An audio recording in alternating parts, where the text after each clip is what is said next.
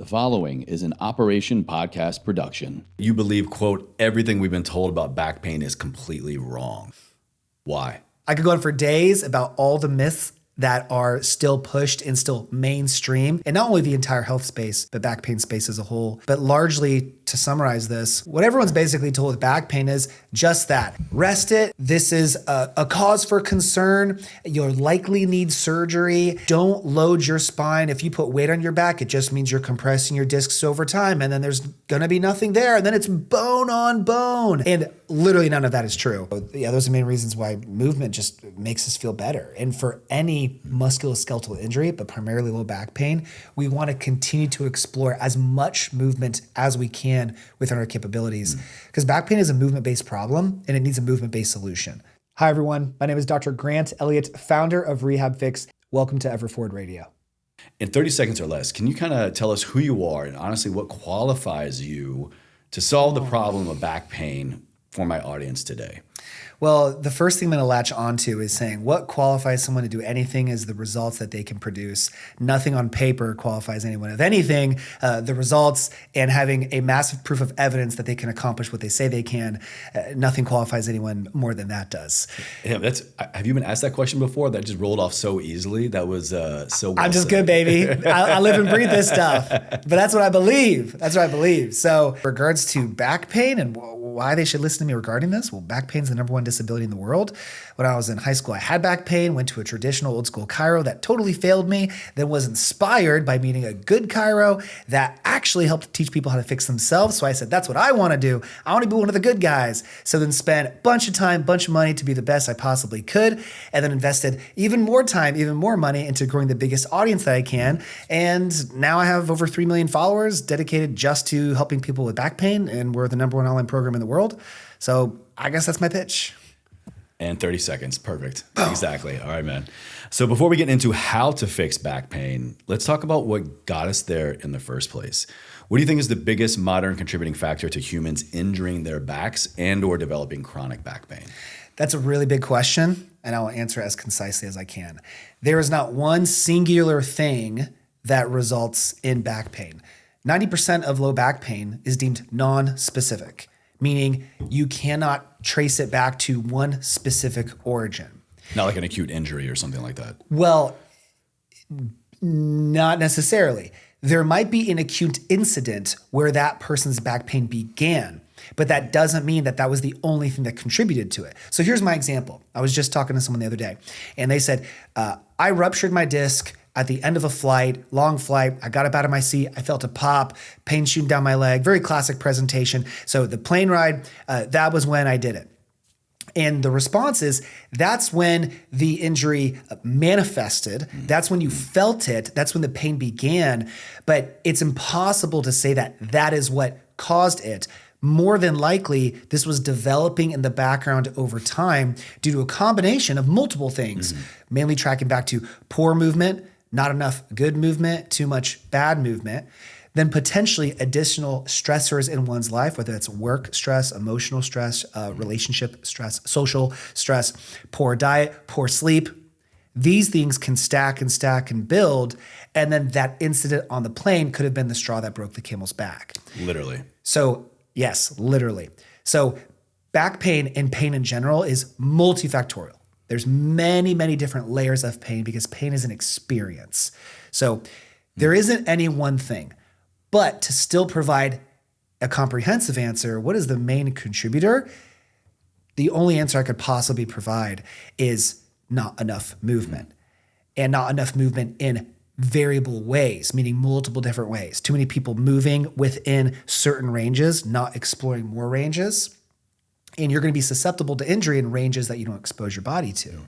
So not enough movement, not movement in enough ways, and then poor belief systems regarding pain and back pain. Belief systems. You wouldn't really expect somebody to talk about belief systems when we're talking about back pain, a mental component to a physical ailment. Yep. Where does that one come from? Huge. This is probably more important than any of the physical, mechanical, strength, mobility components, largely. The reason most of the time individuals find themselves in chronic pain is not because the injury is not healing, but because their mind and their nervous system that has learned that injury is not healing. Huge. I'm not saying the pain is in your head. I'm not saying that. All pain is real, but all pain is created in the brain. So what I mean is if, let's say the last 20 years, any association I've ever had with the word back pain has been incredibly scary, incredibly negative. Oh, my aunt, she had back pain and she's been with a walker for 20 years. Oh, my cousin, he, bulged a disc, and I heard that his doctor said, you can't ever heal that. It's not possible. This is it for the rest of your life. And I have all these negative associations with back pain, which is true. That's the societal narrative and the medical narrative of back pain. So now that establishes my belief system. So then let's say we've all slept wrong before. We've all woken up with a kink in your neck or your shoulder weird or your hand a little bit numb. Let's say you sleep a little funky and your low back's a little sore.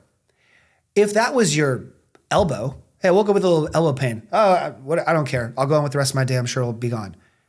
But that same scenario happens with their back, and their belief system is, oh my gosh, this is a death sentence because of everything I've known regarding back pain.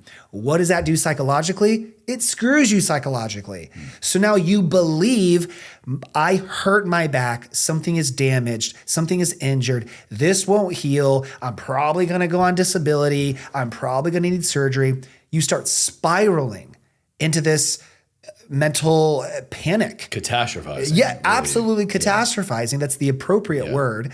And then you find yourself in vastly more pain than you ever would have been in, rushing to imaging prematurely, rushing to injections prematurely. When in reality, if you had a proper belief system, hey, I felt some pain, but I didn't have an extreme motor vehicle accident yesterday. I didn't get in a hit. I'm not wounded. I just woke up with this. I'm probably going to be fine. And you forgot about it and you went on with your day normally, that would probably be gone within 24 to 48 hours. But isn't it just something unique about back pain that gets people, if I wake up and I've got elbow pain, yeah, more likely than not, I'm kind of just going, my elbow. But with back pain, it's just immediate, like it get in our way more of our day. Why are we so less likely to want to endure or renegotiate that relationship to back pain than any other kind of pain? Although I drew a parallel between waking up with elbow pain and not being concerned, but waking up with back pain and being concerned, although I still stand firm to the parallel that if one doesn't worry you, then the other one shouldn't, I don't want to discount the very true reality that back pain affects you more than elbow pain. If my elbow hurts, just as the simple example, I can use my other arm. It's not a big deal. If your low back hurts, you use your low back for everything. I can't use my other back. You use your low back for absolutely everything. So I'm not dismissing the fact that it is absolutely a greater impact on your life. There's nothing you use more than your lower back. So that is why low back pain is the number one disability in the world and perpetuates into these cycles. So that is a factual component for sure. Yeah. But there's just more of these belief systems and connotations and poor education surrounding it. I've heard you say that you believe, quote, everything we've been told about back pain is completely wrong. Why?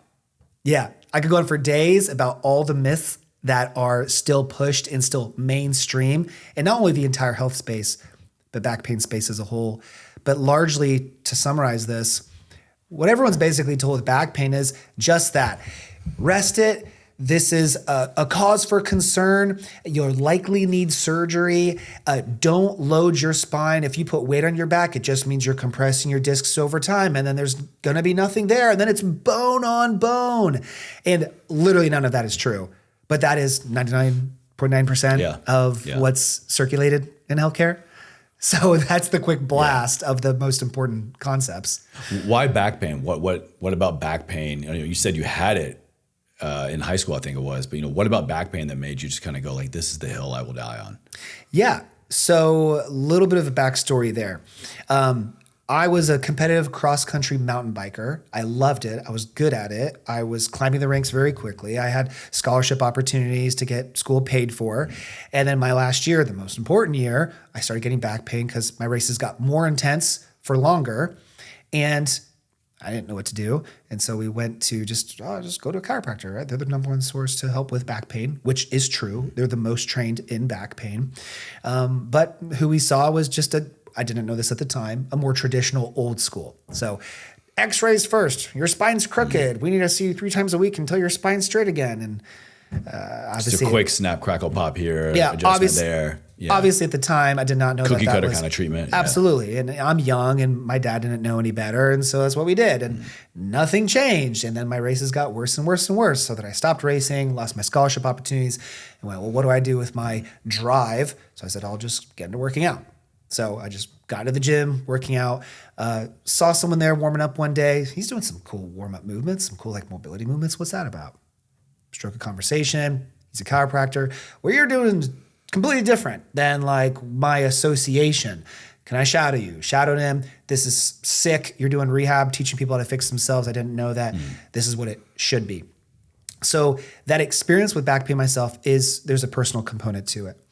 But then the second layer of that is as I was going through school, I realized, and this is back in 2017, I realized I need to post on social media. I haven't graduated yet, but I know that I need a digital portfolio so that wherever I go, I have some degree of evidence of this is what I'm about, this is my mission, these are all the different things I'm into, to have an immediate authority. So I just started posting on social media like once a week and started growing a little bit. And I'm someone who's addicted to growth. I love to work. I'm addicted to hard things. I just want growth. It doesn't matter what it is. Yeah. Like if I'm going to mow my lawn, I want it to be the best cut ever. If I'm going to do it, I'm going to do it the best way. Yeah. So I had no intention of creating an online program, making any money online, zero intention. My only goal was just to have a portfolio. But then when it started growing, my number one mission just became, let me just see how many posts I can make. Let me see how good I can make them. Let me see how many views I can get, how many followers I can get, for no end goal other than just that. Just kind of like gamifying it for yourself. Let me see how I can grow this. So I started posting about a little over halfway through school, started posting more. And then I listened to a podcast that said, hey, if you really want to grow your social media, you got to post every single day. And I was like, okay. Is that Gary Vee by chance? It was not Gary Vee. It was not Gary Vee, but he for sure resonates with that. So I said, okay. And even though in chiro school, we have anywhere from 35 to 45 credit hours per trimester, very heavy load. If we can remember back to college, it's usually 15 credit hours is a normal schedule. So we're at 35 to 45. Pretty stacked, yeah. It is pretty stacked. I was like, all right, I'm going to film something. I'm going to edit something. I'm going to post something every day. And I said, I'm going to do that for next year. So I did that for a year straight. Had over 100,000 followers before I graduated. And then I started seeing the types of videos that were gaining the most traction, the types of questions I was getting the most. And it was always back pain. My low back pain post, my sciatica post, my disc herniation posts were always the highest views, the highest questions, everything. I was like, well, I'm super good at helping people with back pain. Clearly, yeah. And this is what my audience is already telling me I should gear towards.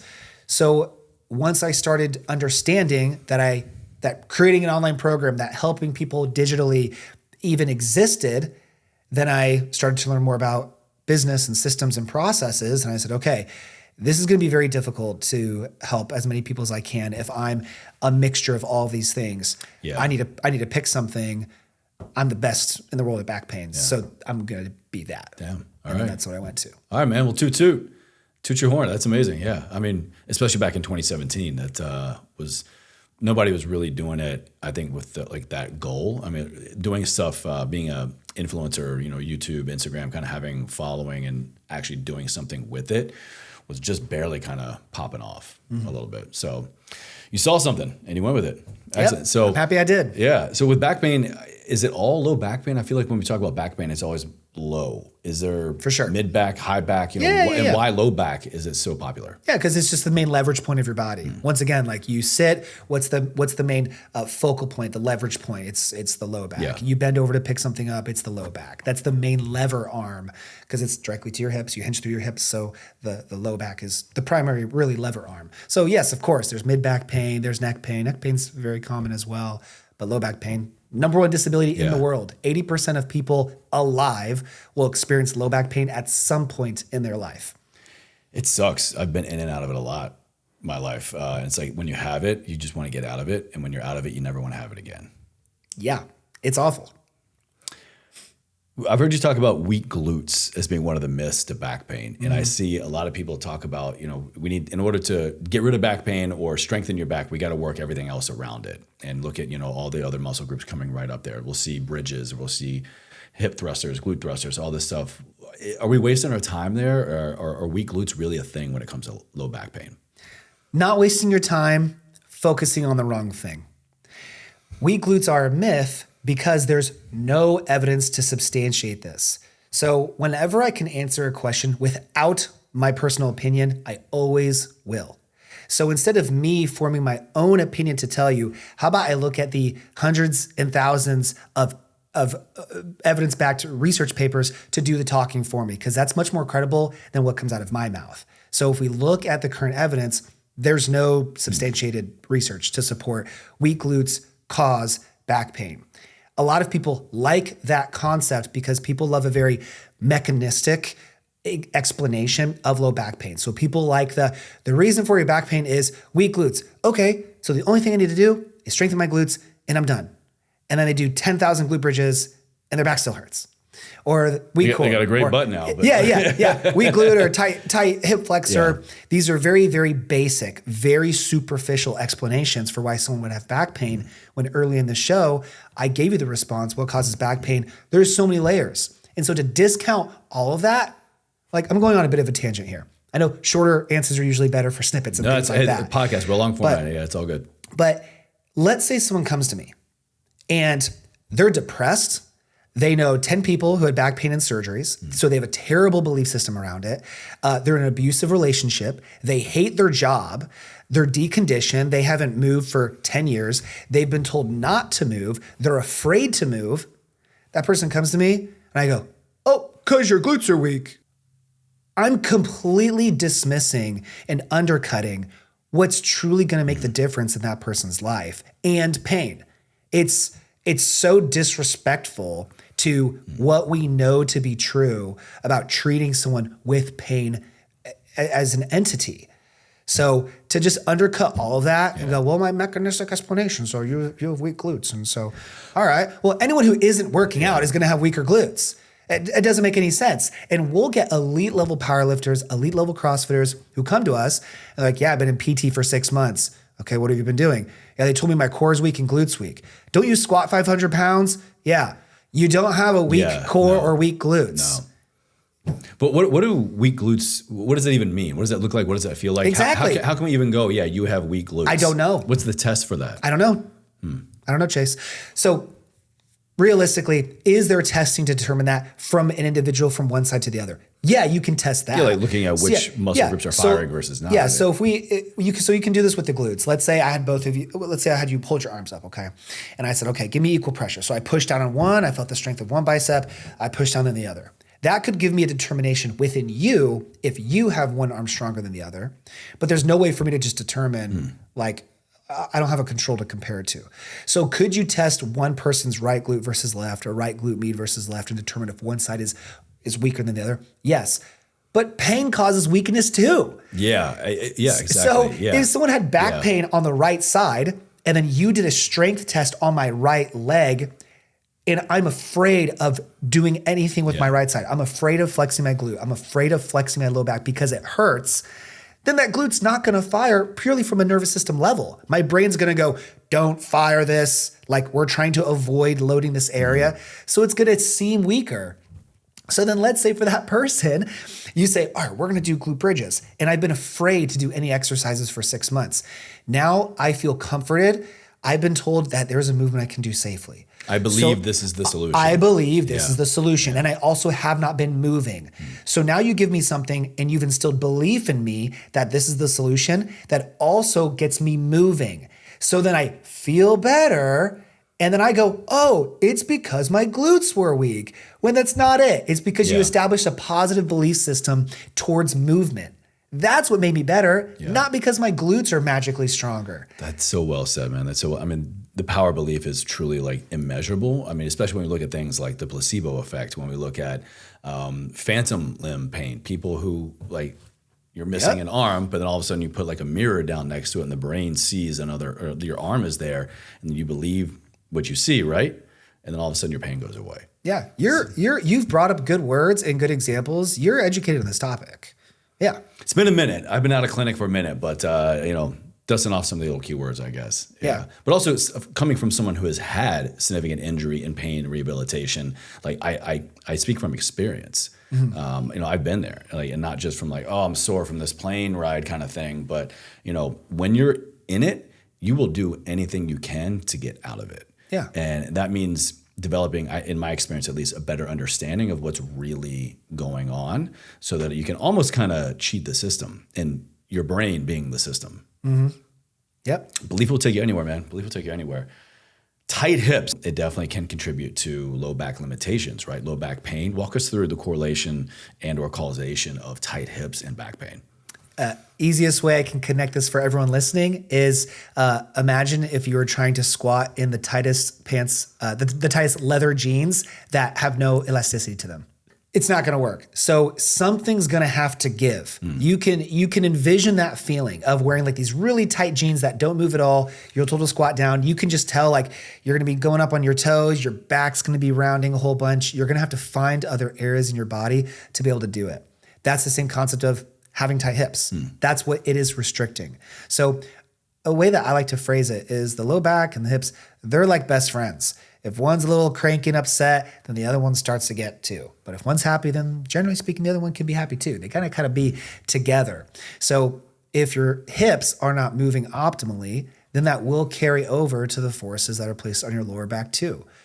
Hence the example of the tight jeans. So if I'm someone who's really passionate about fitness and exercising or running or whatever it is, and I'm performing tasks where I need adequate hip mobility to perform them proficiently, but I don't have adequate hip mobility, then there's going to be non-preferred forces that are repetitively done on my lower back over time, which then can develop to something later. So if one area is not moving well, then the other area has to overcompensate, which is the low back. Tight hips. Just the word alone, tight, makes me think, I'm sure a lot of people would think, if they're tight, I just need to loosen them up. So how do we loosen up tight hips? Yeah, so I post a lot of exercises showing hip-specific movements to do. How do you loosen up tight hips? Well, through various movements. Two main categories would be I would say mobility. Some people use the word stretch, and there's connotations for stretch. Some people say everything I post is stretches, and that's fine. I don't technically show stretches. I technically post mobility exercises.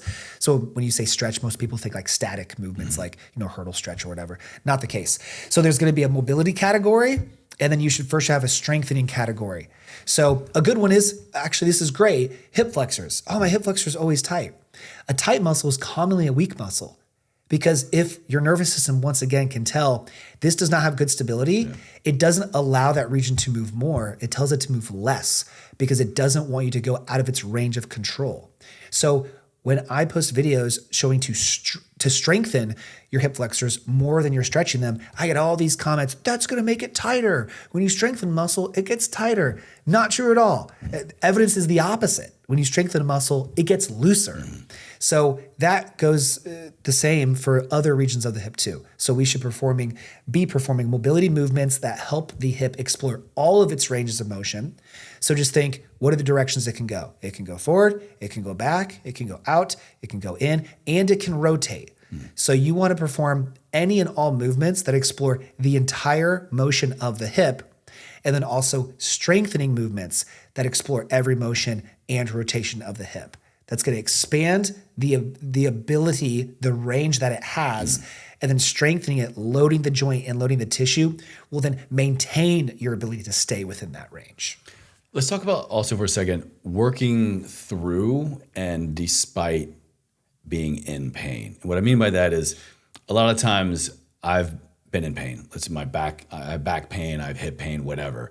And I will do, let's say, a back squat or a deadlift, and I will feel better after that. What is going on there? How can I work out something that is currently causing me pain, specifically targeting that area, in this example, strength training, load bearing exercises that actually then makes me feel better afterwards? Yeah.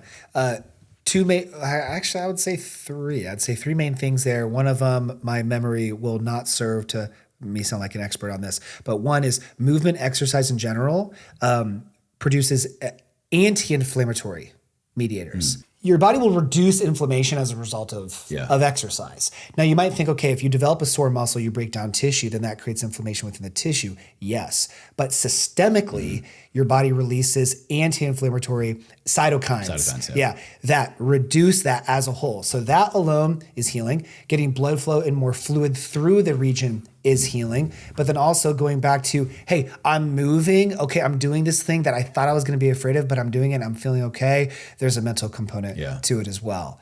So those are the main reasons why movement just makes us feel better. And for any musculoskeletal injury, but primarily low back pain, we want to continue to explore as much movement as we can within our capabilities. Because back pain is a movement-based problem and it needs a movement-based solution. So almost everyone feels better moving. Movement's a part of the solution. Yeah, part of the world of back pain that I really saw got flipped on its head over the years was like when I was going through injuries and rehabilitation, it was, if you're in pain, don't do anything. Rest, recover, immobilize, rice, basically. Nowadays, and over the years, it's like, okay, whatever you can do that doesn't cause more pain or can at least keep that pain consistent, then you're good to go. Why this differentiation, and why are we now saying actually if you can work through pain and it doesn't make it worse, then you're actually doing your body a service? Yeah, so the Rice guy actually attempted to redact those statements a few years later, but that was not published and circulating, but Rice itself still is. So which has its place ish. Maybe not for back pain, but yeah. Yeah, not for back pain, for very specific injuries. But what does the evidence show? I always go back to the evidence when I can and pull my opinion out of it. The evidence is very clear that rest is not good for low back pain. It is not good. It chronifies pain. It creates fear avoidance behaviors. It delays healing. It reduces the rate of recovery. All negatives. Now, of course, could someone in the comment section find one specific reason why rest could be a good thing for one situation? Duh. But we're talking about the masses. Yeah. Generally speaking, rest is not good for low back pain. And then when they started actually encouraging more movement, for all the reasons I stated earlier, so wow, all of a sudden rate of recovery is significantly improved. And then we're actually finding these scientific explanations for that. We probably need to lead more towards this direction. Which is just to highlight the importance of continuing to always look at the science. How many times in the exercise, fitness, wellness, nutrition world do we say that this is God's honest truth of what works for the human body, and then 10 years later it's like, no, actually it's a complete opposite kind of thing. Yeah. And just to clarify, RICE, for those of you who don't know, rest, ice, compression, elevation. Yep. Right? Yeah, okay. Like I said, it's been a little minute. But you keep bringing up fear. You keep bringing up, this belief system approach. And I really want the listener to hone in on that, because I think this is probably the trickiest part for somebody to get on board with. It'd be easy for me to have low back pain, have an injury, and I go to you, or I go to my doctor or my therapist or whoever, a trusted resource. And it's like, okay, I trust this person and they're going to give me the plan to execute, but it's the fear that is keeping me from actually taking action. I don't know your doctor, but I bet the doctor's not going to go through a fear counseling program, or they're not going to walk you through like getting over it, or like how to develop the courage or the mental fortitude to actually take action on this thing they know is going to work for you. How do we actually work through fear before we can start taking physical action? So the doctor should be doing that, but that doesn't mean that your first appointment should be all about addressing your mindset and fear, because the majority of individuals truly won't resonate with that. Because, hey, I hurt my back, give me the exercises for my back. And we do that, but we integrate mindset, fear, pain education into the program as a collective piece of it. You need to have both. So I want to make sure I'm clear in this stance that although I've talked a lot about fear and mindset, that's not the only thing that causes pain. There absolutely can be a mechanistic reason for it. So sure. So the example I gave of the last person I talked to on the plane, like, okay, for that person, I analyze their lifestyle. They're just doing tons of flexion all the time. They're sitting all day. They're doing forward-based movements. They're not doing any movements to counteract that stress. So did we give them a very structured exercise movement-based plan to fix the disc, reduce the disc, get it off the nerve, get their mobility back? Absolutely. But it's not a matter of like if someone has a fear or mental component, it's just a matter of how much. Everybody has a component. It's just a matter of how much they have of it. And some people have more than others. So it needs to be a component. So one simple way that you can help reduce someone's fear while also giving them what they feel they need, which is the exercise, is by helping them find a safe exercise that they're currently capable of doing and simply doing it with them and encouraging them to do it and being that guide. Because they're looking for us to be the savior, and we love to be that. But even though they might see a movement on my page, on my thousands of videos, and go, that looks like a great one, I want to try that, but I'm afraid. And then if we just simply get on a call with them, we say, hey, we're going to do this one because this sounds appropriate for you. Okay, there's my green light to try it. You've given me the courage to try this. Or hey, Grant or whoever's on my staff talking to them, hey, is it like okay to walk? Can I do that? Yes. Okay, great. Like I've been afraid to do so. Can I still go to the gym and do these exercises? Actually, yes, you can continue to do that. Stay within your limits. Oh my gosh, thanks so much. So simply talking through that with who you deem to be your professional at the time and feeling like you now have the permission and confidence to do that, that's what eliminates the fear. So you need to give them both. Yeah, I mean, healthcare, no matter how you're skinning it, it has to be both-sided. Both people need to be on board. The participant, the patient has to be equally invested in the plan, as well as the person giving it, or else just we're not going to be adherent and we're not going to have this belief system attached to it that we really truly need for actual healing. Yeah, I have absolutely no problem saying this for all of my audience to hear. There are some people that we get out of pain not because our plan was the right one, not because the exercises we gave them were the perfect ones they were missing, not any of that. It's because we were just the best cheerleaders. Yeah. You could actually sit there and be a human with them for a moment. Yeah.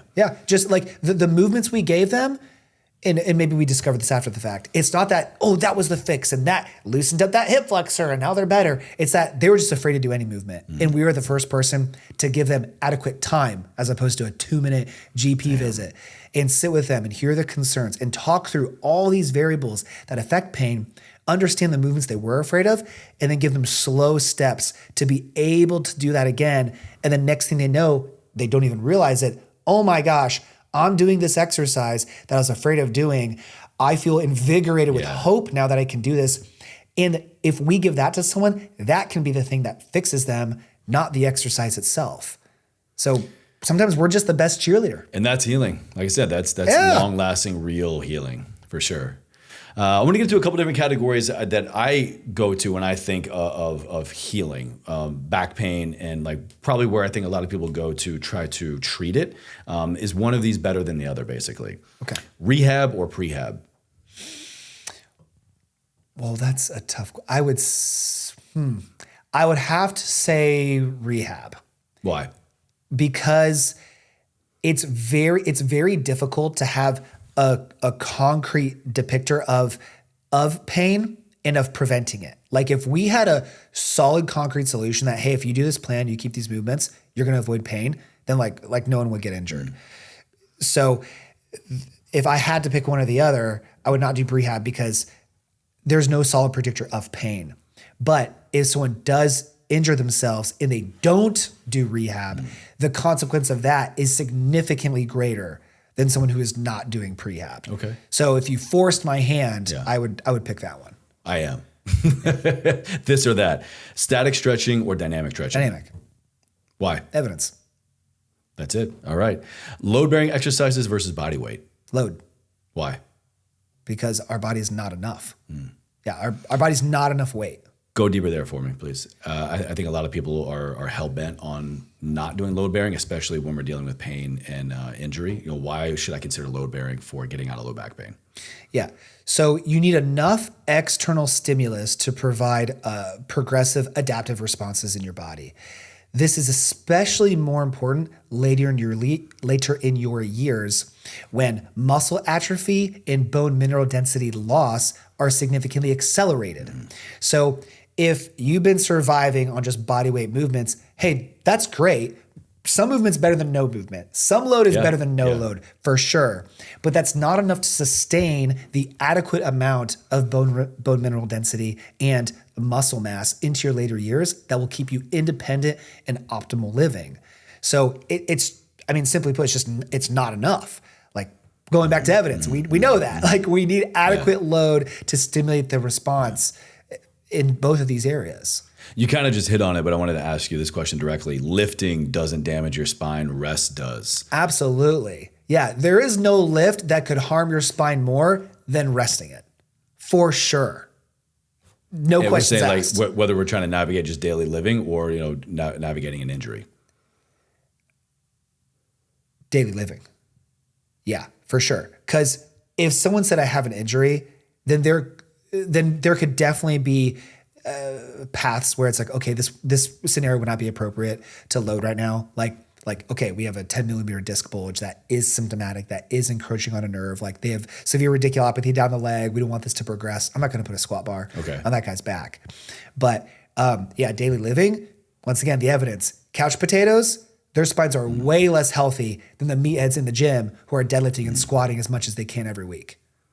Let me kind of flip the fear limitation on its head here.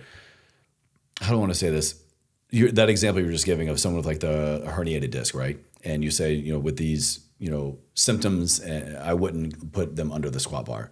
But what if that person knew, like maybe this is a lot of identity. They had a lot of identity wrapped up under maybe they're a professional power lifter, or maybe they just know that I feel my best. I just love the feeling that I get when I'm under the squat bar, and I want to get back to that. And can I work through those symptoms and through that pain and kind of maybe against the recommendations to go kind of the back door of fear? To like, I know if I can do this, if I can prove to myself I can do this, and I feel like that's going to empower me to like actually get better. Yes, doing the thing they want to be able to do will be incredibly empowering and healing. But if they have a legitimate injury and they're symptomatic, and let's say they're flexion intolerant, meaning they're still to the point where, hey, when I bend over to put my socks and shoes on, like my low back hurts, I get fire shooting down my leg, but I really want to squat because it will make me feel better, I would say, nah, you got to at least give me a little bit of time to fix the issue so then you can safely go back into that full bore. If they want to just do something in the gym and they said, hey, if I just have the bar on with like a plate each side, that does not cause me pain. Can I do that? I'd say, sure. Okay. I'd say sure. But it would be dumb if there was a legitimate problem that I could resolve and I said, okay, instead of me actually giving you the right exercises and the right steps to fix that, just go squat until you feel more confident. Yeah, that would be very negligent. Yeah. So in that example, I'd say, all right, if there's a certain amount that you can do, that you feel okay, do that within moderation. Don't go overboard. But let's actually just fix your back. Let's fix your disc. Let's get it off the nerve and then slowly grade you back in. So then you can be 100% confident in that because you're actually recovered. Even better. Yeah. Yeah. Absolutely. Another thing that comes up when we're looking at back pain, and especially low back pain, is sciatica. And I saw you have this quote on one of your posts about how sciatica is not forever. It's a symptom of low back issue. It's a symptom of a low back issue, not a leg problem. Can you explain more there, please? Yep. So sciatica is a general term that's defined as pain radiating on the back of the leg following the track of the sciatic nerve. Your sciatic nerve is the biggest nerve in your body with a diameter of up to 2 centimeters. And it is comprised of the nerve roots from your lower back. So when someone has sciatica, it's going to represent as pain in their leg, most commonly the glute or hamstring. It can absolutely radiate to the calf or to the foot or toes and cause numbness and tingling, a tight pulling sensation, or a burning or electric shock-like sensation. So when someone feels a tight burning in their hamstring, their instinct is to stretch that, but that can absolutely make it worse. A sensitive nerve does not want to be stretched because it's being impacted by something.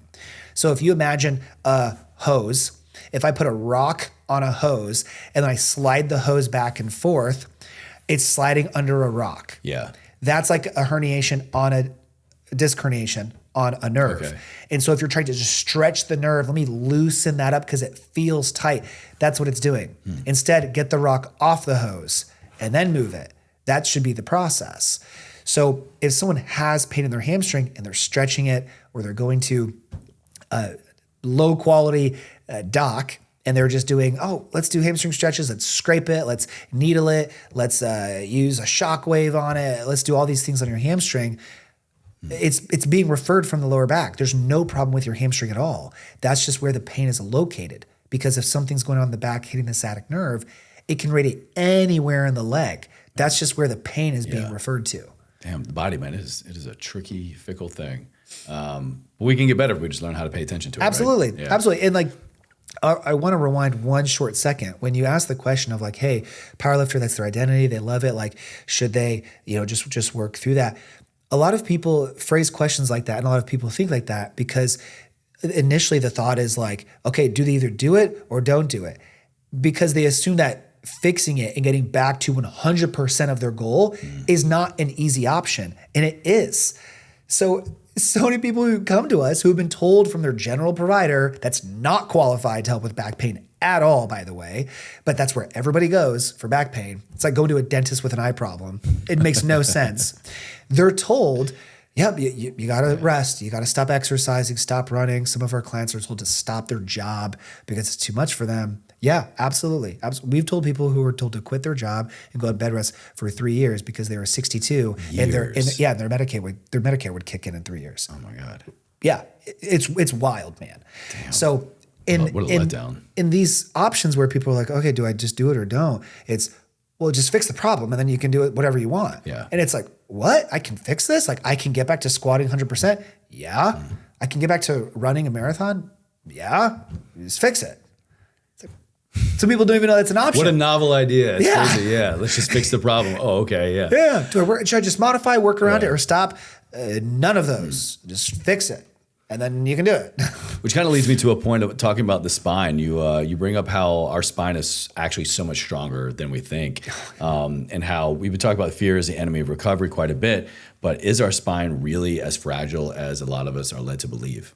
Yeah, this is what we started to call the glass back syndrome, where everyone thinks their back is made of glass. Yeah, glass man. Yeah, glass man. Yeah, just the wrong movement, right? Our spine is so freaking strong. There's no area in your body that is more densely packed with connective tissue and bone than your spine.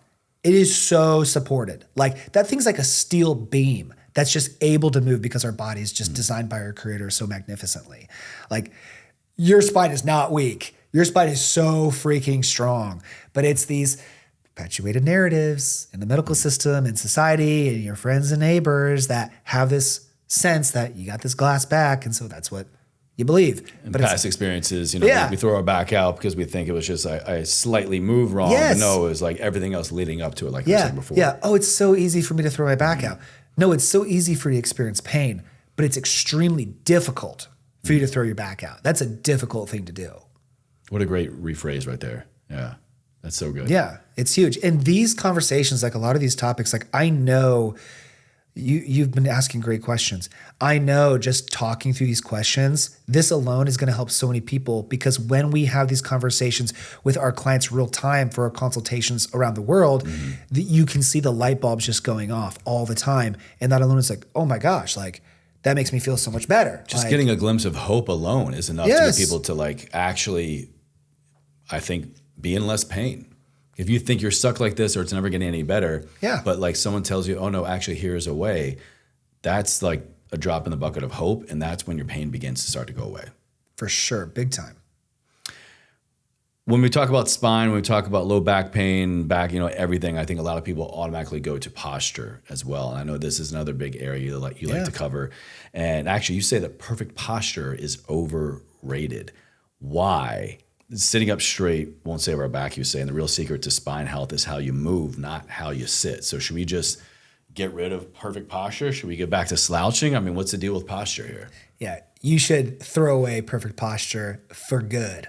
And my explanation for that is I always use my elbows. I talk about my elbows a lot, I guess. I saw a video here. Yeah. Okay. So you know this. You know where I'm going. So I'm going to do it anyway because I haven't done it here. So if I held my elbow locked straight for 8 hours, you guys got to watch the video for this one for sure. Yeah. So just envision with me. If I had my elbow straight for 8 hours, would it feel good or bad? Bad. Bad. Okay. Now I have it bent for 8 hours. Would it feel good or bad?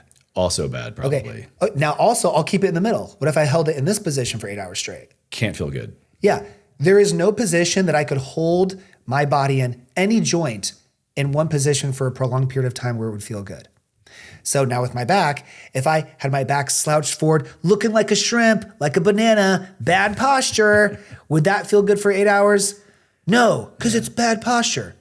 But wait, if I sit perfectly tall with a lumbar support with my shoulders back looking pretty for 8 hours straight, that's going to feel just as Yeah, you bad. also can't keep that up for 8 hours. No, that's also going to feel bad. So the difference is that the best posture is the one you're in for the next 5 minutes, because your body wants movement. It wants fluid to move. It does not want to be stagnant. So the mistake of coaching people on posture is convincing them that something that isn't a problem now is. So if someone's experiencing back pain and they have all these other areas in their life that need to be addressed in movements, but now you convince them, oh, the reason for this is because of this superficial explanation I'm going to give you. The mechanistic reason. It's because you're not sitting straight. Now they have a new framed belief system. I have to sit like a robot in order to feel better. And then they do that for a year and they're not better. And now they believe I can't get better because the reason I had pain was my posture, but I've been focusing on my posture for a year, but I'm not better. So I can't heal. So it's focusing people on these just dumb explanations that are not helpful, that are just making them spend all their time and energy into the wrong place. So the best thing to tell people who are obsessed about their posture is to stop obsessing about your posture. Sit however feels good to you. Just move in different positions as much as you can. That's it. The best thing I found for my posture, and who can say posture and not automatically just like try to sit up straight? It's one of you just can't not do it. I love getting horizontal. The best posture for me is being on the floor. Sweet. What's that about? Is there something about getting horizontal that actually is good for the back, other than it just feels better to me? Yeah. So the potential reason for that is this: is that if you analyze the position that your body is in for the majority of the day, then doing things that are the opposite of that will feel good. There we go. Yeah. That's why. So other people might hear your question and go, oh, it's because you're decompressing your spine. That's why. You're not decompressing your spine that much when you're laying flat on the ground. But what you are doing is you're getting your spine out of a rounded position and your hips out of a flexed position. So most people listening, we sit most of the day. There's nothing inherently wrong with sitting. Sitting's not going to break you. Sitting is not the new smoking. Sitting too much and not moving, not exercising, eating bad is the new smoking, but not sitting itself. You can undo the stresses of sitting with movement breaks, movement snacks, and also exercising the recommended amount throughout the week. At the gym at least 3-4 days a week, sitting's not going to be a big issue in your life. So likely for you, and likely the reason for many others, is that when we're sitting, we inherently are going to be in a rounded position most of the time because that's the direction we're working. Your hips are up flexed, so that if you get in a position where, I'm no longer in that position, there's going to be a degree of relief with that. Absolutely. Yeah. Can you, I want to walk through a couple other modalities that I think are now pretty common for a lot of people, especially if we're exhausting treatment options. I'm in back pain or I'm in that kind of prehab, rehab place, and I'm trying to just navigate avoiding future back pain, or I'm having a flare up. Things like cupping, acupuncture, acupressure, massage therapy. Just want to I'm going to throw them out and let me get your take on it in terms of like treating back pain. Okay. Cupping. Meh. All right. I recently started cupping. I love it. Great. It loosens up my low back. Well, then you should do it. Your belief. I had no belief system going into it. I thought it was freaking weird. And I'm like, I'm great. I'm going to have these giant like octopus suction cups on my back for a week or 2 weeks. I was not trying to have that happen.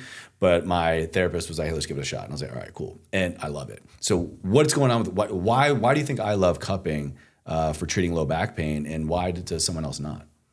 I don't know. Just totally personal preference, or like, is there anything going on really in there? Yeah, I have no idea. Maybe for you, something is. Damn, you got it. I need that hard hitting answer. I know you want it. So let me answer the question for cupping and probably anything else you're going to ask me. Any evidence based on cupping. Yeah. So think about it like this. Imagine there's a big bubble, okay? And that has the solution for back pain. Within that bubble is a small bubble. The small bubble is titled 10%. And everything outside of it is 90%. 90% of your plan to resolve back pain is going to encompass movement, rehab, movement-based solutions. 10% can be focused on passive therapies. Okay. So active therapy, passive therapy. The evidence clearly shows that active therapy will outperform passive therapy any day of the week. Am I saying that there is not some degree of efficacy in place for passive therapies? No, I'm saying it's not nearly as important.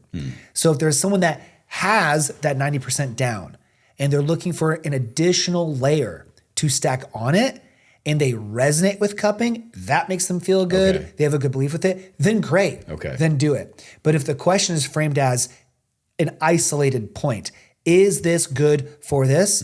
The answer is meh.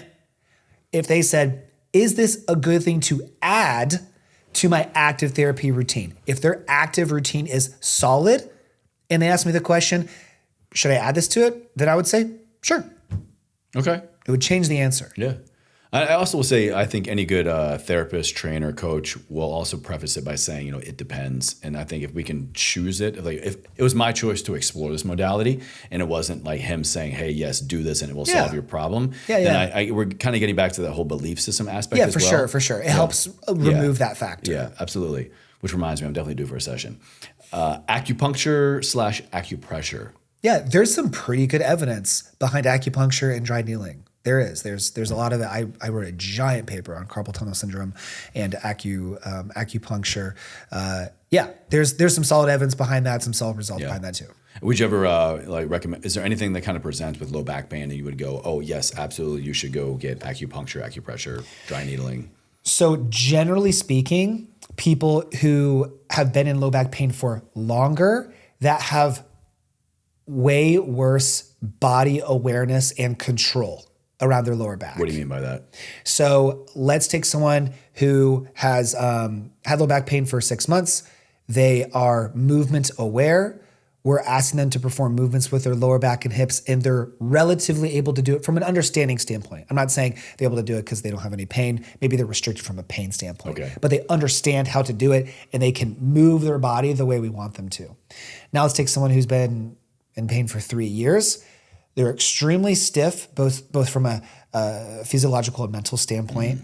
And we're trying to talk them through movements and they're just like rigid. Like, I don't know how to do that with my hips. It's hard for me to do that with my low back. They have poor kinesthetic awareness, poor mechanoreception.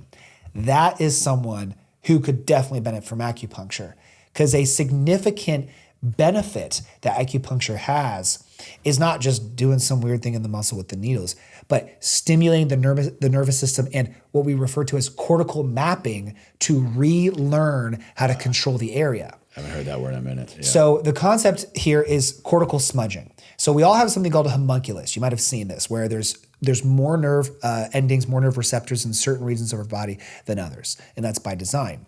If, going back to movement, if there's an area of your body that you stop moving, then your brain starts to blur that map of it. It gets fuzzy because it's like, okay, we're used to using these joints and using their muscles, and now we're not really using any of it. So now we don't really know where these areas are.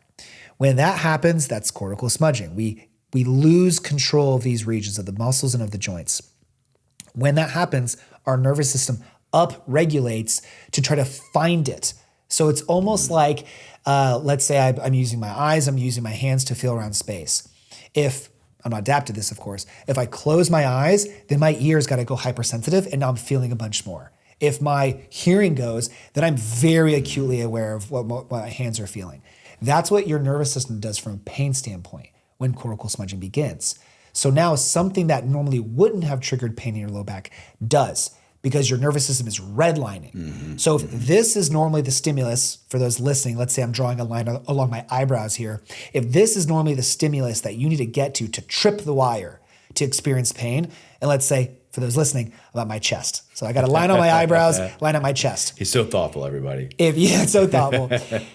What will happen if you are not moving an area, you lose control, cortical smudging begins, that baseline that's around my chest now goes to my jawline. So now a stimulus where if I'm down at my chest, it would have only bumped me up to here, didn't cause pain. If my baseline is my jaw, now it's triggering pain. Yeah. So what acupuncture does, wrapping about to acupuncture, is having those very finite points of sensation and stimulus throughout your lower back. It sends feedback to your brain to begin remapping and understanding where that area is again. So as that blurriness starts to go away, your nervous sensitivity starts to go down and your control of the area starts to go up. And that's why it can be very beneficial for back pain, given that there's an active rehab plan component. Because if you start to improve this area, you start to regain that awareness, you need to use the awareness. If you then just go home and lay down and you're still in rest mode, you're going to undo it. Yeah. So you got to have that movement-based plan. I got to say, man, I've had acupuncturists and acupressurists and Chinese medicine doctors on the show before, and I've never heard an explanation as good as that one. Sick. That was fucking epic. That was spot on. We're good at what we do, bro. That was so good, man. That was so good. No shade to any past guests, of course. Maybe they were just cutting it for time, but what about foam rolling? And I kind of always throw in lacrosse ball with foam rolling. Maybe that's just how I was taught. But anytime I've worked with, deep tissue myofascial release therapists or chiropractors, I've always had those two kind of thrown together for working through pain. Foam rolling and lacrosse ball, what place do they hold for low back pain? Yeah, they provide, evidence-based answer, they provide a temporary improvement in range of motion, but have not been shown to change any tissue adaptation or movement patterns to be able to be some degree of cure for back pain. So why is that? Sorry to cut you off, but I think that's just an important concept. We can even trick ourselves, much less go to a therapist or a medical provider, and we can get improved range of motion, and we think that that's improvement. But I'm hearing you say that that's not actually correct. It's just kind of an acute experience and not actual reflection of any real healing going on.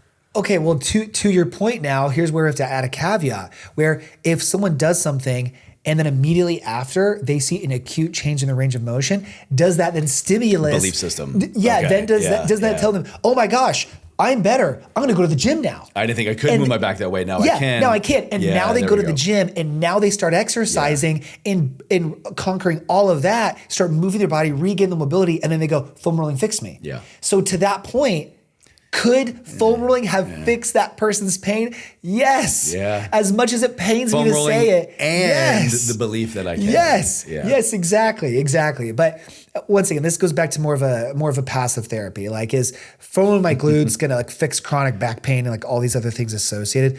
A direct relationship? No, not as a direct relationship. One counter to this is you asked about sciatica earlier.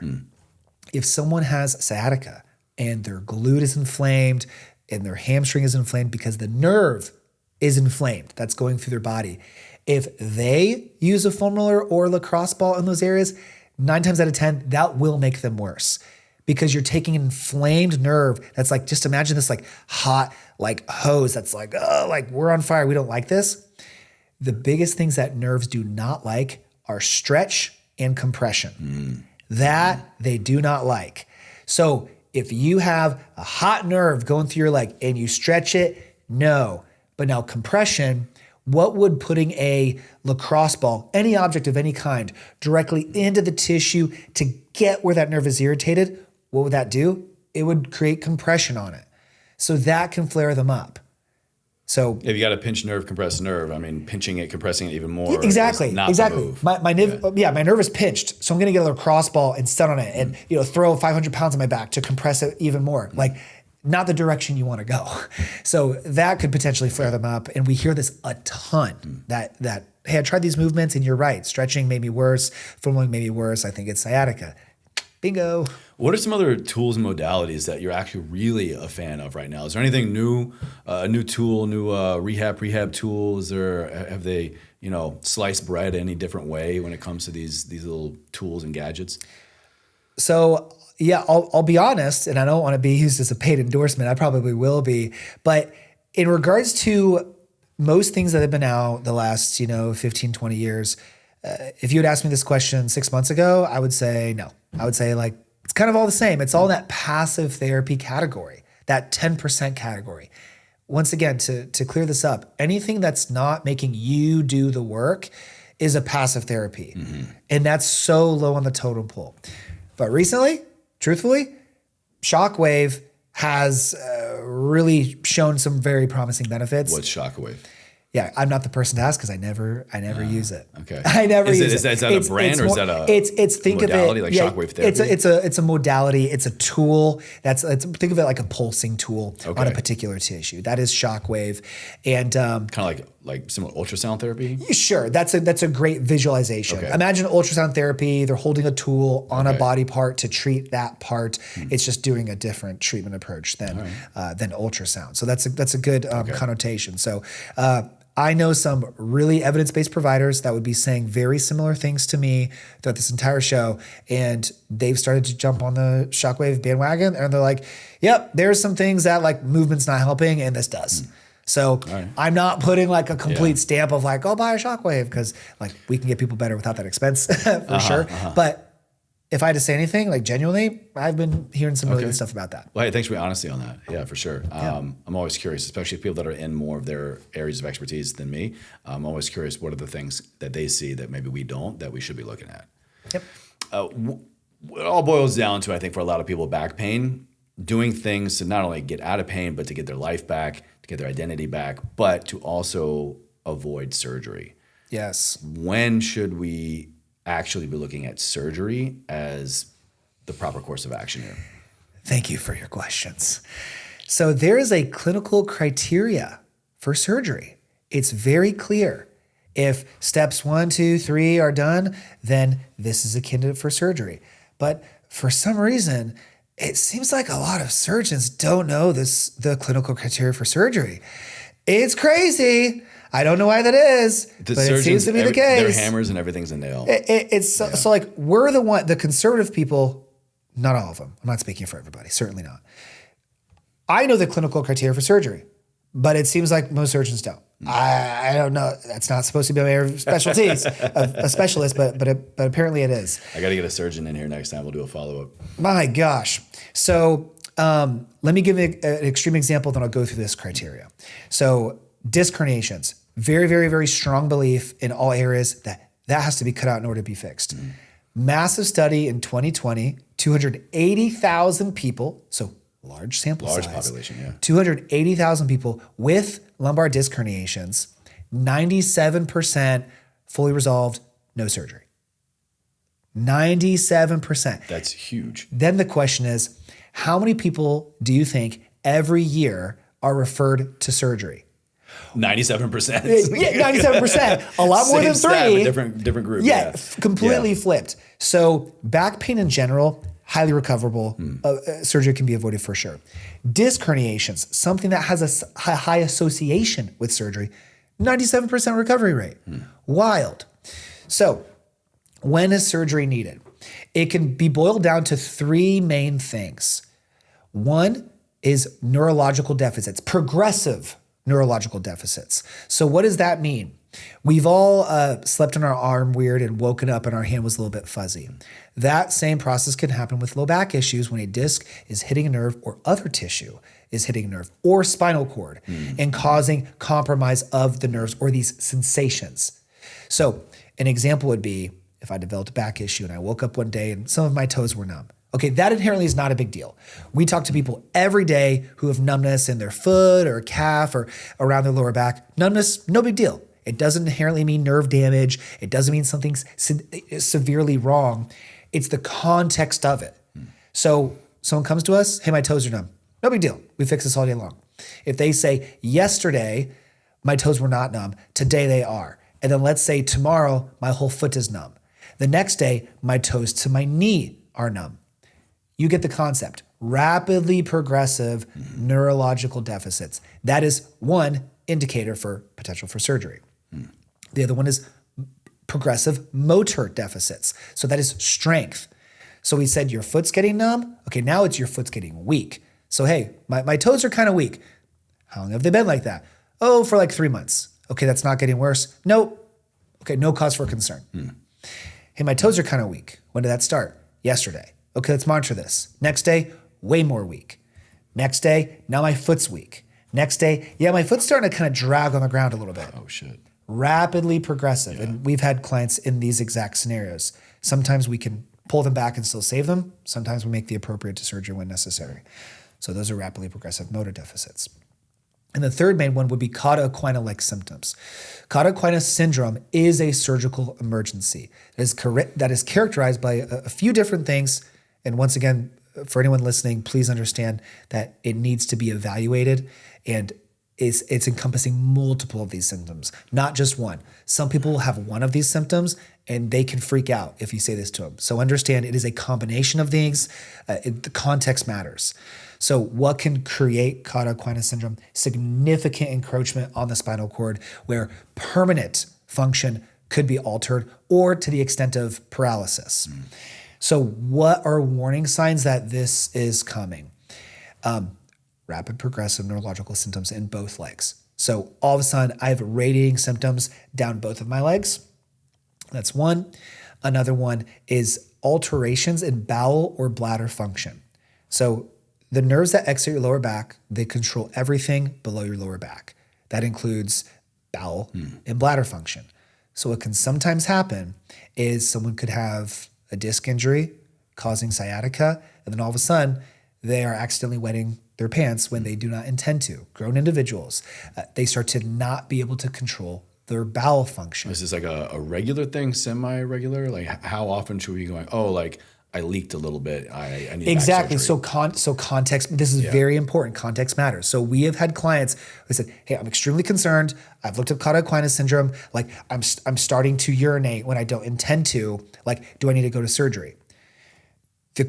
We need to ask the right questions. How long has that been going on? Has the extent that you're leaking been increasing?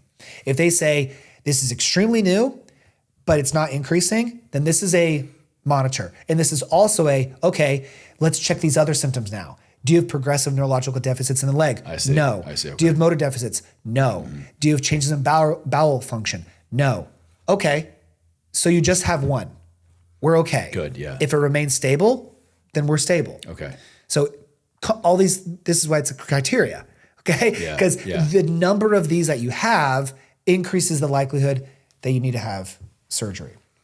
So bowel and bladder function are a big one. And then saddle paresthesia, so numbness in between your groins. So if you imagine you're sitting on a bike seat, anywhere between your legs that the bike seat is touching, if you start to experience numbness in that region, that is another sign of cauda equina syndrome. Okay. So if someone has certain components of cauda equina syndrome and they're small and not neurological or motor deficits, they don't need to be concerned. They need to be working with a professional. They need to be monitored. They need to have a plan. But that's not an emergency situation yet. If someone doesn't have any cauda equina syndrome like symptoms, but rapidly progressive motor neurological deficits that is not responsive to our rehab plan, that is not responsive to oral or injectable steroids, then that is becoming a surgical case. So it's a mixture, it's one or the other, it's the severity and how long they've been going on that dictates these things. But on paper, these are the main things that you need to evaluate to determine if someone is a surgical case. The frustrating part is we will get people come to us every single day. We have over 200 consultations every week. Every single day, we have people who come to us, they have none of these, zero. And they're, yep, I have a surgical consult next week. I just wanted to see if I could avoid this. And we're like, okay, well, let's go through these questions. We go through all these questions and they're going, nope. Come on. And we're just going. And they're scheduled for surgery. Every day. Every day. That's terrifying. Every day. And so we're just going, hey, and this is where it's tough because maybe they love their surgeon. Maybe they've heard amazing things about their surgeon. They're bought into their surgeon. Belief system. Or their aunt had the same surgeon. Their surgeon's the best friend, yeah. right? They did amazing work for my, whoever. And we have to tiptoe a very careful line here because if we call out the obvious malpractice that's taking place, then they're going to be personally offended and they're not going to want to listen to us. So we have to say, okay, has your surgeon gone over the clinical criteria for surgery with you? No. Would you like me to go through that with you?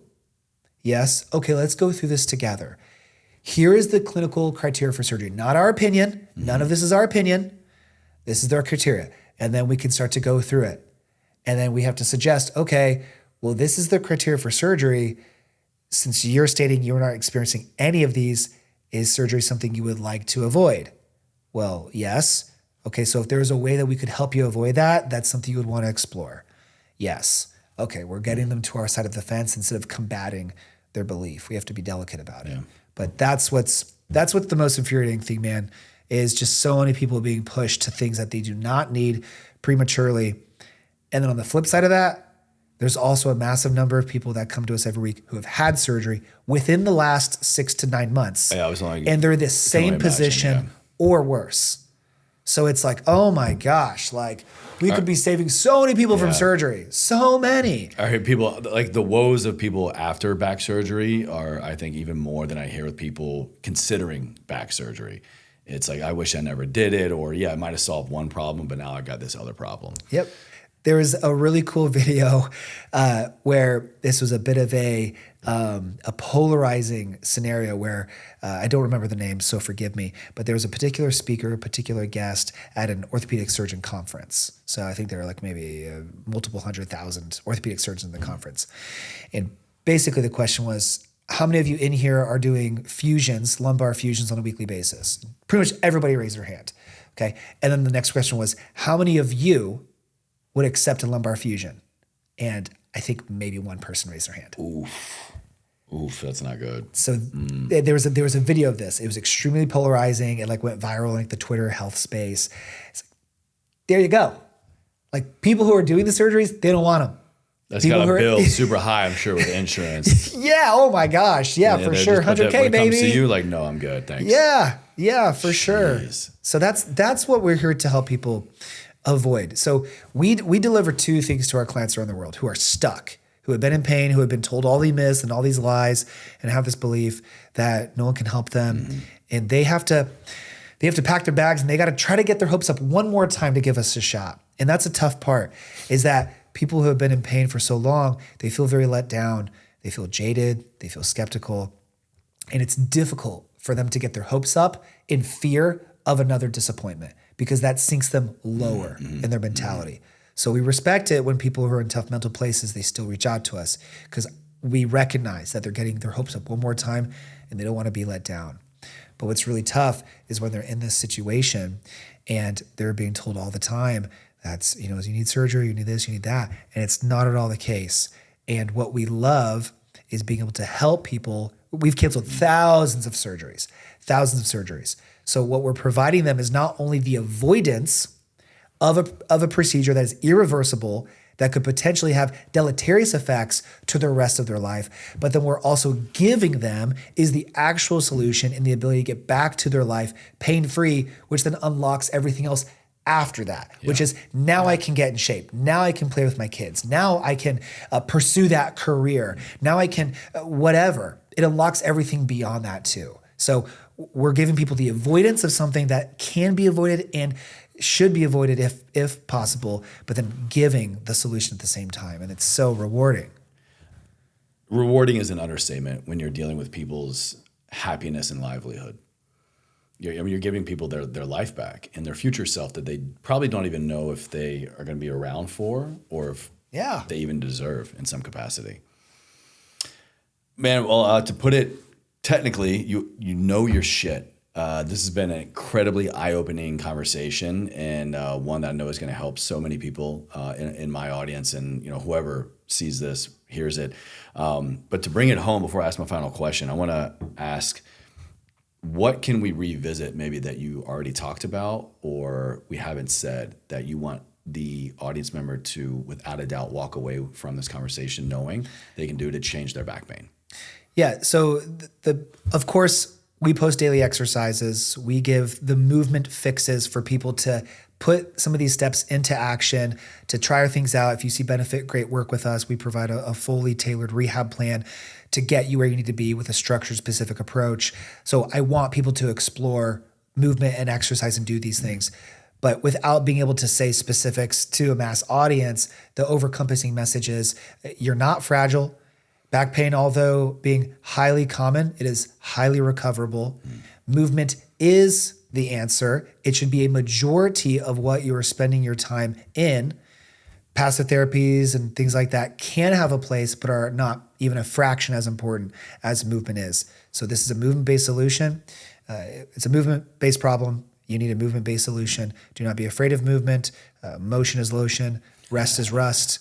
And you need to move. Amen, brother. Amen. Well, I mean, I think quite literally, this is going to help me and my audience move forward in life and to keep living a life ever forward.